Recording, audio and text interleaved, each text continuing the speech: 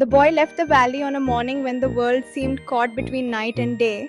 The sky washed in a soft grey that made everything appear both familiar and strange. The road behind him glowed faintly with the lamps of early risers, but he did not look back. He carried no farewell letters, no reminders of the life he was departing. Only a small bundle strapped to his back and a quiet determination that had grown inside him like a seed pressed deep in the earth.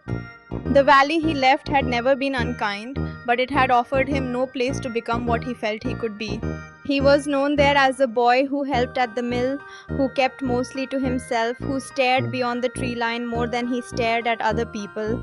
His dreams, shaped from stories of lumber camps and wilderness legends, seemed out of place in a town where fields and fences defined the limits of most lives. And so, without fanfare, he stepped away from the place that had raised him and toward the towering pines that had always pulled at his imagination. The forest he approached was unlike the trimmed woodlots near home. This forest rose like a vast cathedral, its trunk straight as pillars, its canopy thick with evergreen needles that whispered secrets to the wind. The scent of sap clung to the cold air, and the song of distant birds echoed between the trees. He felt small as he entered its shadow, but not afraid. The forest to him was a promise of change, of challenge, of becoming. It took nearly an hour for the boy to reach the lumber camp, a rugged cluster of cabins built from the very trees that surrounded them. Smoke curled lazily from chimneys, horses stamped in the frosty mud near the sleds. The clang of an axe rang out with the steady certainty of a bell tolling in a great wooden church. The men who moved through the yard seemed carved from the same wood they worked with, broad-shouldered, thick-armed, their faces wind-etched and serious. The boy paused at the edge of the clearing, his breath a thin mist drifting upward. He had imagined this moment so many times that the reality struck him with unexpected force. The camp was not a place of legends now. It was loud, cold, messy, and alive with the weight of real work. It smelled of sweat and wood smoke, of sawdust and damp earth. It was harder and rougher than anything from the tales he had grown up hearing, and somehow that made it even more magnificent. He stepped forward, his boots sinking into the mud. His heart thudded not with fear but with the electric tremor of stepping into a new chapter. No one greeted him, but no one turned him away either. Lumberjacks were accustomed to wanderers, men seeking new beginnings, fresh wages, or escape from something they could not outrun. But a boy wandering in alone brought its own quiet curiosity. Several men watched him openly, measuring the shape of his courage, the strength hidden behind his thin frame.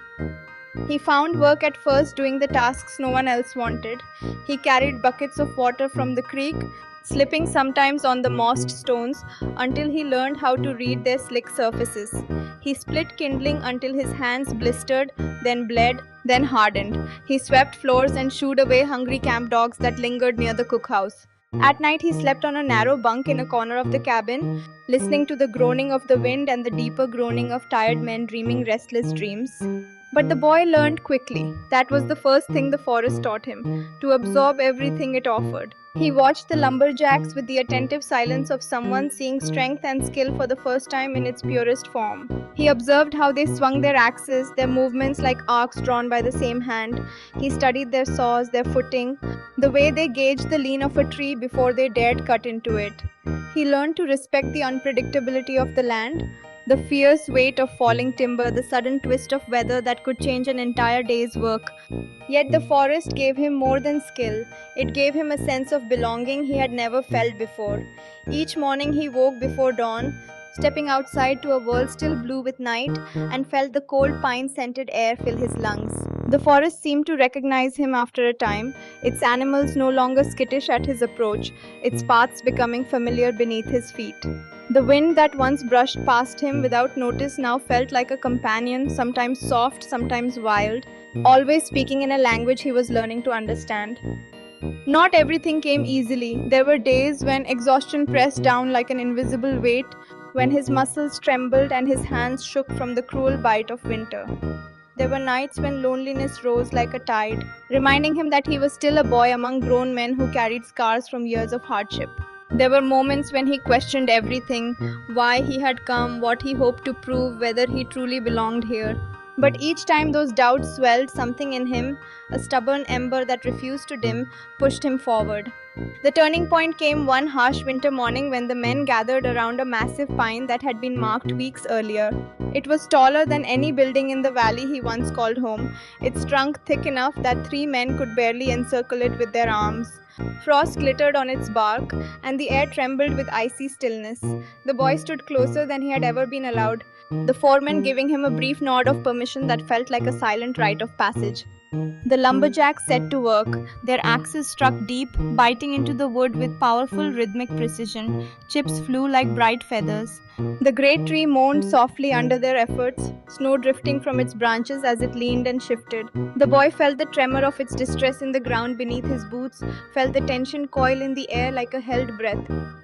And then it happened. The mighty pine began to fall. Time slowed.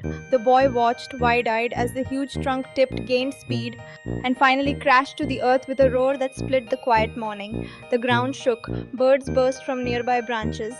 Snow cascaded from neighboring trees in shimmering clouds. In that moment, the boy understood something profound.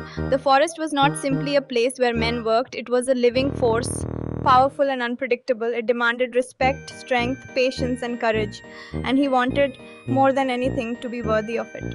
Seasons changed, marking his growth with their passing.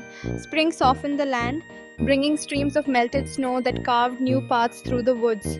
Summer brought heat and long days that stretched into amber evenings.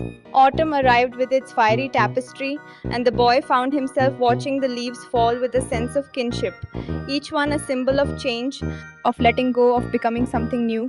By then, he had earned a place among the lumberjacks. They no longer saw him as the quiet boy who had wandered in, but as a young worker capable of carrying his share. He moved with confidence through the forest, his steps sure, his hands steady, his instincts sharpened. He had learned to read storms before they came, to hear danger in the creak of a burdened branch, to feel the pulse of the land beneath him. He did not become a legend, nor did he wish to. He became something much quieter and far more meaningful, a part of the forest story, a thread woven into its vast tapestry. He stayed not because he had nowhere else to go, but because he had found the one place that demanded the best of him and returned in its own quiet way, a sense of identity and purpose he had never known. The boy who had once felt invisible in a valley town had grown into someone seen, someone valued, someone shaped by the fierce beauty of the wilderness. The forest had carved him as surely as the lumberjacks carved into the towering pines. It had tested him, welcomed him, taught him, and finally claimed him as one of its own.